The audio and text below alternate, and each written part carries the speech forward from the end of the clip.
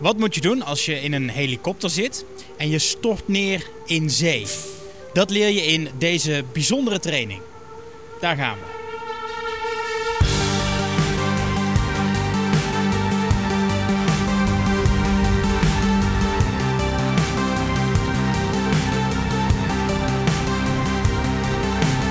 Maar ja, wanneer zit je nou in een helikopter boven zee? Als je bijvoorbeeld op een boorplatform werkt of als je naar een schip moet wat op zee ligt. Al die mensen moeten de zogeheten BOSIT-training volgen. De Basic Offshore Safety and Induction Emergency Training. En deze training ga ik in 3 dagen volgen bij FMTC Safety op hun locatie hier in Dordrecht. We gaan overleven op zee. Ik ga ontsnappen uit een zinkende helikopter. En ik moet mezelf zien te redden in een ruimte die vol met rook wordt gezet. Kortom, genoeg te doen. Inderdaad, het worden een paar volle dagen. Ik start 's ochtends om 7:15 op de locatie. Een soort nagebouwd dorp waar onder andere de brandweer en andere veiligheidsdiensten bijna dagelijks oefenen. Alles wat je ziet is functioneel, kan in brand worden gezet of bootst een dreigende situatie na. Wij focussen ons in deze training op het offshore gedeelte. Deze training heb je nodig om naar een boorplatform te gaan, maar bijvoorbeeld ook voor een windmolenpark op zee. Want ook daar kan van alles misgaan. Daarom starten we op dag 1 met theorie en praktijk over eerste hulp. Daarna leren we hoe we moeten overleven op zee. Want stel dat onze boot kapseist, of erger nog, zinkt. Hoe maak je dan de kans zo groot mogelijk om levend gered te worden?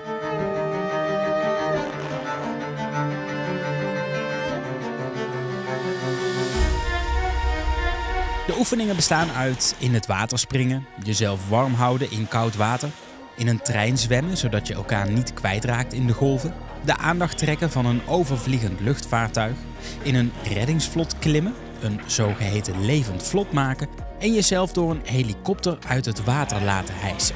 En dat allemaal voor het offshore werken. Maar wat is dat eigenlijk? Offshore is alles wat je van de kust afziet als je naar buiten kijkt. Alle bootjes die je ziet varen, alle schepen, alle windmolens die je daar ziet. En soms zie je of in de haven of misschien in het klein een platform liggen. Of je nou op een windmolenpark werkt, of op de molen zelf, of op een platform, of op een schip. Die basistrainingen en daarbuiten de specialismes, stel dat je moet evacueren van dat schip of dat platform. En daarvoor hebben mensen een speciale training nodig. Iedereen die offshore werkt voor wat dan ook, moet deze trainingen volgen. Maar gebeuren er dan echt zoveel ongelukken op zee? Het gebeurt vaker dan je zou denken. Er zijn ook dingen die gebeuren die zien wij als leek aan de land niet. We krijgen ook niet te zien, te horen. Ik hoor dan hier en daar wel eens wat van cursisten op de werkvloer hier. Maar er gebeurt meer dan je denkt. Nou, einde dag 1. We hebben vandaag dus hier in dit zwembad gelegen. Het is nu afgedekt, want dat is voor morgen. Morgen gaan we er weer in. We hebben in dit lifeboat, alles is in het Engels. Dus dat is even schakelen. Een reddingsvlot hebben we ingezeten met 16 man. Dan moet je inklimmen. Ja, je hebt het allemaal gezien. Wat hebben we ervan geleerd? Dat het echt bizar is wat er allemaal op zee kan gebeuren. Op een boorplatform, als je op een windmolenpark op zee werkt of als je op een schip werkt. Dat zat allemaal in de groep hier bij elkaar. Oude zeebonken en gewoon jonge mensen die net komen kijken, net als ik eigenlijk. Dus het is heel gaaf om dat mee te maken. Dus einde van dag 1. Wij gaan lekker naar huis toe. En morgen dan om 7:15 weer hier in Dordrecht. Vandaag staat misschien wel het meest bijzondere op de planning. Ontsnappen uit een zinkende helikopter. Ik heb nog nooit in een helikopter gezeten. 2 laat staan een zinkende. Dus ik ben heel benieuwd. Laten we gaan.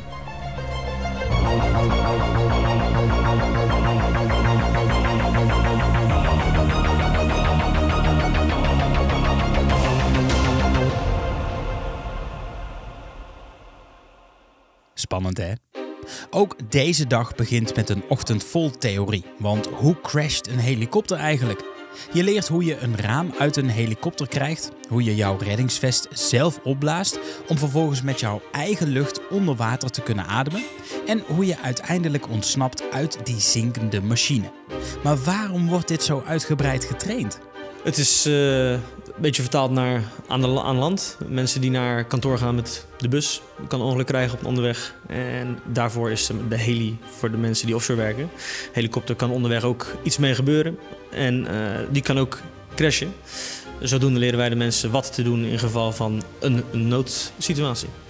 Oké, het is inderdaad ook gewoon naar je werk gaan voor deze mensen.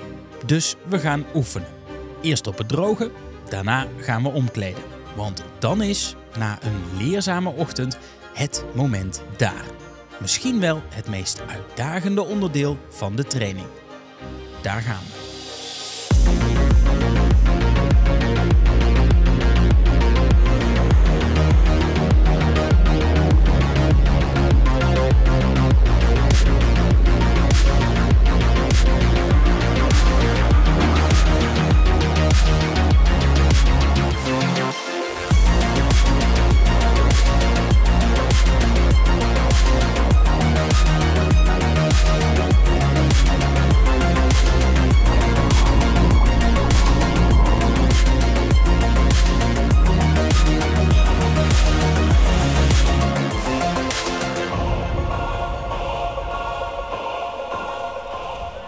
Nou, oh ja, het is zo'n microfoon, dus even wennen. Dat doen we anders nooit, maar vanwege het water doen we het wel.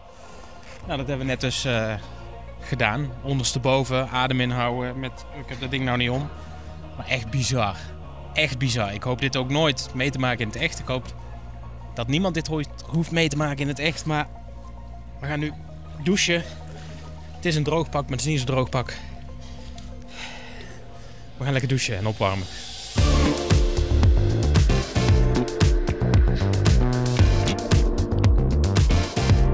We hebben vandaag een nieuwe wedtraining gedaan. In principe is dat een training waarbij we oefenen hoe te ontsnappen van een helikopter die crasht in het water, die daarbij onder water gaat. Of een helikopter die natuurlijk op land crasht, dat hebben we ook geoefend. Het is natuurlijk voor de meeste mensen niet natuurlijk om vast gebonden in een stoel onder water te gaan. Dus ik denk dat dat voor heel veel mensen een bruggetje is waar ze overheen moeten. En ik denk dat dat best lastig is. Wat ook voor veel mensen denk ik lastig is door dat systeem ademen onder water. Je ziet toch dat ademen in een plastic zak met waterdruk daarbovenop best lastig is. Dus het is goed dat we dat op deze manier oefenen. De een die pakt het sneller op dan de ander, maar het is wel de bedoeling dat iedereen alle oefeningen gewoon succesvol afrondt. En ik denk dat dat een beetje is waar we de focus op leggen tijdens zo'n training. En dat is wat vandaag wel gelukt is, ja. Goedemorgen. Dag 3 van de Bauxite-training. Eergisteren heb ik overleefd op zee. Gisteren heb ik overleefd in die draaiende onderwaterhelikopter. En vandaag hoop ik een hele hoop rook te overleven. Ik heb er eigenlijk wel zin in. Is dat gek om te zeggen? Nou goed, laten we gaan. Ook op deze laatste dag starten we met theorie over verschillende soorten branden en de bijbehorende brandblusser. Want de fout wordt nog vaak genoeg gemaakt om bijvoorbeeld een oliebrand, zoals een frietpan, met water te blussen. Gratis tip, niet doen.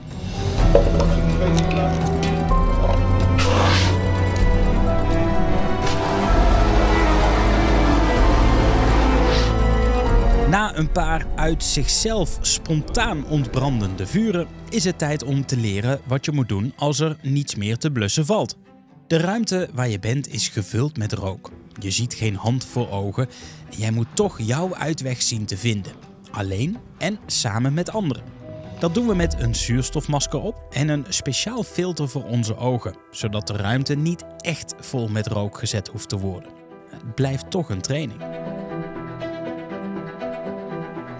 We lopen eerst alleen naar binnen. We hebben geleerd hoe je samen met je handen en je voeten kunt zoeken naar hitte en obstakels, zodat je hier omheen of juist vanaf kunt lopen. Ook gewonden die je onderweg tegenkomt, laat je liggen, hoe vervelend dat ook is. En ja, Jeffrey, de instructeur, gaat echt op de grond liggen en aan je broekspijp trekken om je toch even te laten twijfelen.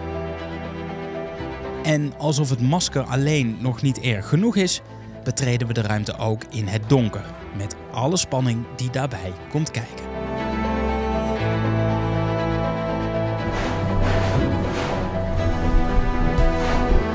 Na de oefening wordt gevraagd of we samen de ruimte kunnen natekenen.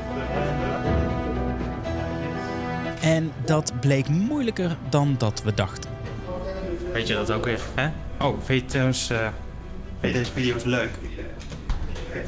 Mag je altijd abonneren op dit kanaal. Dan krijg je er meer nieuwe te zien. Wij moeten weer door. Als allerlaatste onderdeel van de BOSIT-training volgt een toets. Tenminste, bij onze groep. Vanwege de planning kwam het net zo uit dat we nog een aantal uren theorie hadden op vrijdagmiddag. Deze theorieles sluit je af met een toets waaruit blijkt of dat je een beetje opgelet hebt. Na alle bijzondere momenten in het zwembad, de helikopter en de rookkamer, blijft zo'n uitslag toch altijd nog wel een beetje spannend. Maar gelukkig... Bart, ik heb trouwens nog iets voor je, als jij deze even vasthoudt. Ja? Afgelopen 3 dagen Ja. alles succesvol weten te behalen. En met het bijpassende papiertje, bijbehorende certificaat... kun je aantonen dat jij weet wat te doen in geval van nood. Dus ik mag offshore. Voor mij mag je offshore, weet jij wat te doen in geval van nood. Zo. Nou, ik ga nu eerst denk ik slapen, want het was 3 dagen heel vroeg. Oh man. Nou, dankjewel. Alsjeblieft. Ja, bedankt. Hey. We hebben hem. Dit zijn dus echt van die plekken waar je nooit komt. En waarvan ik nooit had gedacht dat het nodig was om een beroep uit te kunnen voeren. Enorm bedankt aan FMTC Safety voor het mogelijk maken van deze video, dat wij hier mochten filmen. Check weetjedatokweer.nl voor meer informatie over deze video's. Daar kun je ook lid worden, net als de mensen die nu in beeld staan hebben gedaan. Enorm bedankt daarvoor. Bedankt ook voor het kijken, want ik zie je heel graag in de volgende.